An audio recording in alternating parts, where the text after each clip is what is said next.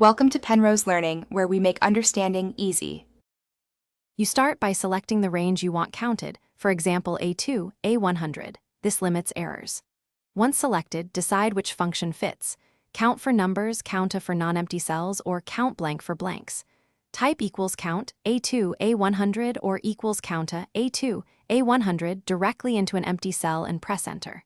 Make sure to use the smallest precise range. It's faster and avoids stray data. If you expect text labels, use counta.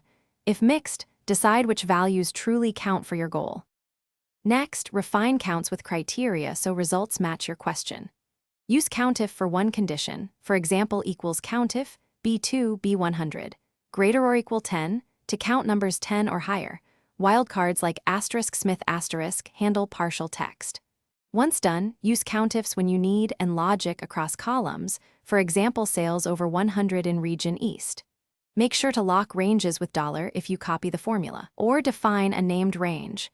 That prevents shifting references and keeps results consistent. To finish, verify counts against a quick manual filter or use subtotal when working with filtered data. Subtotal ignores hidden rows so counts stay accurate. If numbers don't count, check for numeric text. Apply value or text to columns to convert them back. Also watch for stray spaces or non-printing characters. Use trim and clean to sanitize cells. If results still look wrong, recalc with F9 and inspect a small sample range to find the mismatch. This single check solves most issues quickly. Thanks for watching. If this was helpful, leave a like and consider subscribing. See you next time.